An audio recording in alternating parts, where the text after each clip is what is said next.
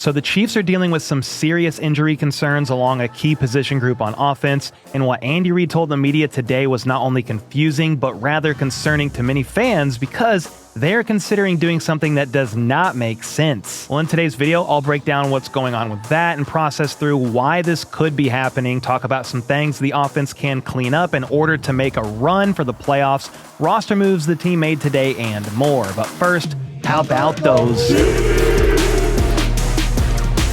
All right, so the Chiefs are facing what I would consider to be a win or Cancun game on Sunday Night Football this week against a pretty talented Houston Texans team. They have C.J. Stroud back after missing 3 games due to a concussion, and he helped them beat the Colts last Sunday in a pretty close 20-16 game. Stroud makes the offense better for sure. He's QB1 on the team for a reason, but they did manage to go 3-0 with Davis Mills as their starter when Stroud was stuck in concussion protocol. Honestly, Houston started heating up after their bye. They are 5-2 in their last 7 games, winning the last 4 in a row as they lean heavily on what I would consider to be the best defense in football, or at least top 3. They have the #1 scoring defense. They allow the fewest yards per game, second best on third downs, 5th in takeaways, 2nd in pressure rate, tied for 6th in sacks, and then they have 2 of the best pass rushers in football. Danielle Hunter, he's 6th in pressures among all defensive linemen and tied for 4th in win percentage. Meanwhile, Will Anderson Jr. is 2nd in pressures and 2nd in win percentage. That's obviously concerning considering what Andy Reid told the media today about the state of the offensive line. For starters, he shared that left tackle Josh Simmons is being placed on injured reserve as he recovers from the wrist dislocation and wrist fracture that he had surgically repaired. So that is new news. We knew he was going to most likely go on IR. That was the belief. So not a big surprise there. Andy Reid said that he loves to play football, so Simmons is definitely down about having to be out, but the surgery went well, which is the real positive. So Josh does feel good about that. And Andy also shared that Simmons did a great job rehabbing his knee, so he knows that Josh is going to do the same with his wrist. Quote, "That's just how he rolls." When asked if Simmons could be available for the postseason, Andy said they've got to wait on all that as he rehabs, but there's always a chance. Obviously, they need to win on Sunday to even have a chance at the playoffs and then get to the playoffs in order to even have to worry about all that. But a win on Sunday, it'll definitely help. They currently have a 35% chance to make it, but a win brings that up to 49%. Meanwhile, a loss, that knocks them down to 11%. The Texans, they're not going to be an easy W, far from it, especially considering they might be down, talking about the Chiefs, 3 starting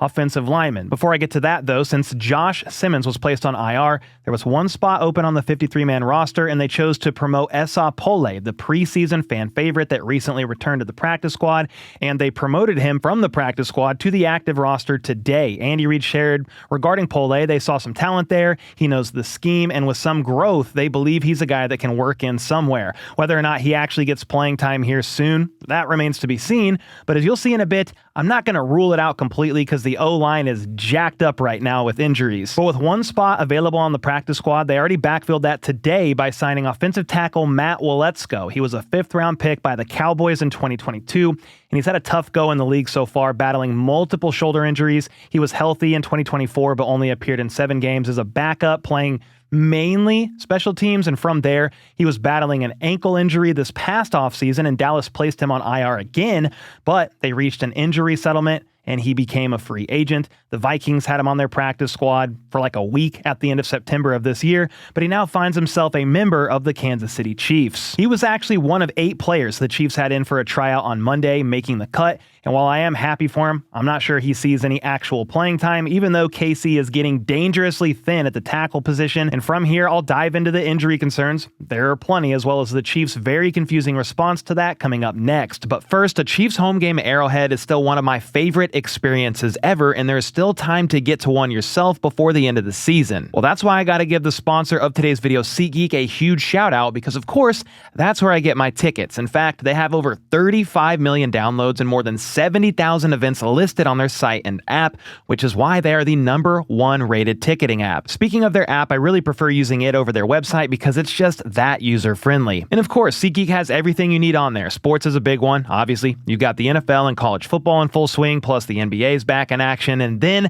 the World Cup is coming to Kansas City in 2026, which is freaking awesome, and tickets to these games are already available on SeatGeek. There's also concerts, comedians, festivals, you name it. It's on there for you on their website or their app, and they have your back as well, with each ticket being rated on a scale of 1 to 10, so you know if you're getting a good deal or not. Just look for the green dots because green means good, meanwhile red means bad. It also helps that every ticket is backed by their buyer guarantee. And of course, I got a code for you guys. You can use code HBTC10 for 10% off your next set of tickets on SeatGeek. That's 10% off any tickets with promo code HBTC10. Just make sure you click the link in the description to download the app and have the code automatically added to your account so you can use it later. Thanks again, SeatGeek. All right, so after Andy shared that Josh Simmons was going to IR and Esa Pole was taking his place, he then reported that Chris Rowland-Wallace back, Trey Smith back as well, and Jawaan Taylor triceps would not practice today. Patrick Mahomes popped up on the injury report today as well with a knee, but was a full participant. Not worried about it, but that is a new injury for him and something to keep eyes on.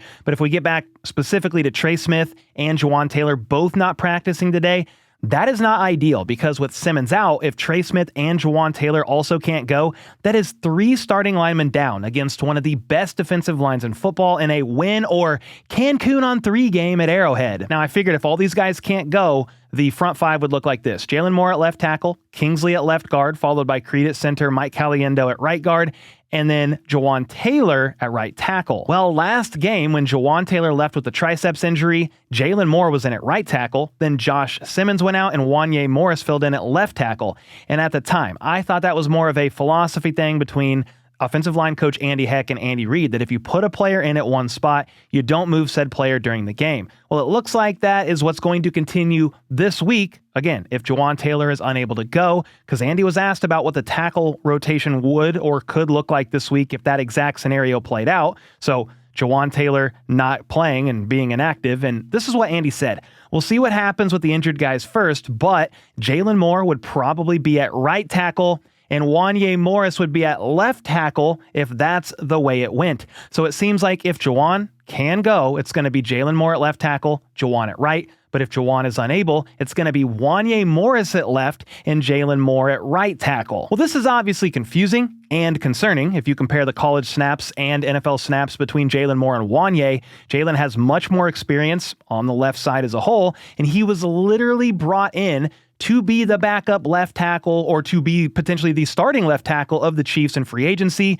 They didn't know they were going to draft Josh Simmons, right? So he was your perceived to be left tackle 1, and then during his NFL career prior to KC, he was the backup left tackle for Trent Williams in San Francisco. So the fact that Jalen Moore looks to be up at right tackle and they're going to have Wanye Morris back out there protecting the blind side of Patrick Mahomes is pretty baffling. Don't get me wrong, I'm sure the coaches have their reasons, but Wanye was so bad at left tackle last year that the team ended up having to kick Joe Thuney out from left guard to left tackle, and Mike Caliendo filled in at left guard. Mahomes was visibly frustrated during a game where Wanye Morris gave up a bunch of quick pressures and sacks, and he is rarely that frustrated out there on the football field. So why could this be? Well, some are saying Jalen Moore is most likely the team's right tackle next year. You can move on from Jawaan Taylor based on how his contract is structured, save a bunch of money. You have Jalen Moore on a 2-year deal anyway, so Jalen Moore is probably your right tackle of the future, so that's why they're doing that right now. It's the move of the future. My pushback to that would be, though,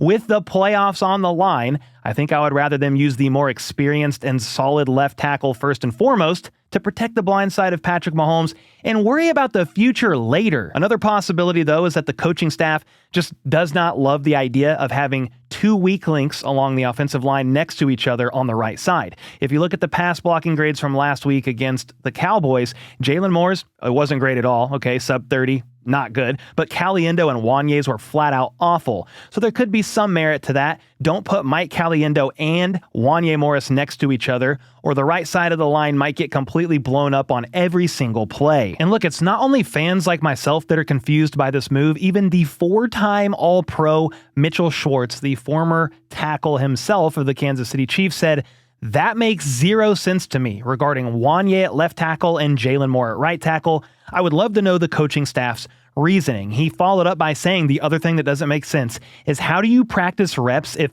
which side they're playing depends on whether or not Jawaan Taylor plays, and you don't know whether he's playing until the end of the week. If Jawaan doesn't practice Wednesday, Thursday, and you go with Wanye left tackle, Moore right tackle, but then Jawaan practices Friday, and you have to flip-flop them, you've wasted the 2 big practice days playing them at the wrong positions. It's all very odd. He then said that he thinks Wanye is better at right tackle and Jalen Moore is better at left tackle, and the idea behind them auditioning more for right tackle in 2026 makes zero sense at the sake of protecting Patrick Mahomes, especially considering how important this game is. One positive that I will note here, well, it's kind of a positive, I'm searching, okay, is that the Chiefs did beat the Texans twice last year with a bit of a makeshift O-line, albeit on the left side and not really split up with the weak links like this. They beat Houston on Christmas 27-19, and then a few weeks later in the playoffs, they beat them 23-14. And remember, that was with Joe Thuney at left tackle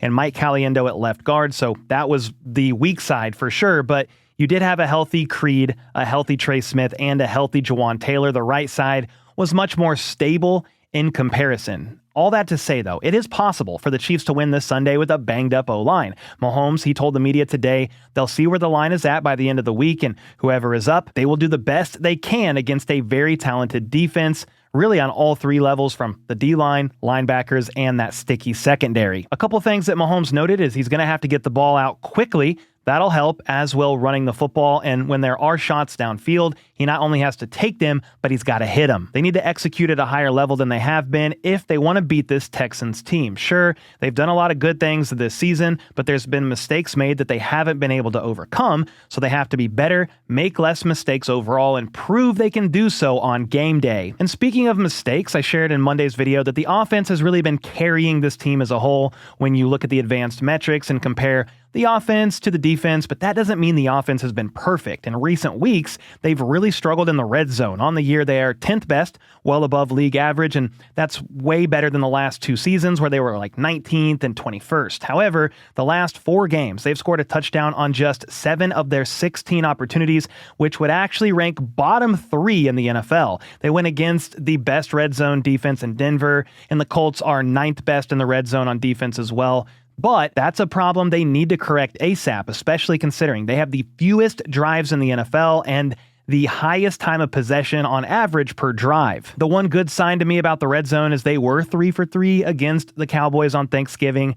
Now, with that being said, the Cowboys have the second worst red zone defense in the NFL, but still, I'm going to take it. As good as Houston's defense is, they are 18th in allowing touchdowns inside the 20, so hopefully KC can take advantage of that. The next problem with the offense, Andy Reid touched on today, he said the penalties are the big one. They take you out of drives. He doesn't agree with every call made, but when they are called, they have to overcome them, but being backed up makes things pretty difficult. And I actually looked at every third down that KC faced over the last 4 games. I removed penalties and free plays and stuff like that on those specific third downs, but the average down and distance on those 55 third downs that I looked at was 6.98 yards. If your average third down through 4 games is 3rd and long, aka 3rd and 7, that means a lack of execution on early downs and penalties have been a big problem. They are the best 4th down offense in the NFL, so if they can get to 3rd and manageable, I think that will allow them to attempt more 4th and shorts. And when they have opportunities to do so, Andy needs to stay aggressive and go for it like he did earlier on in the year.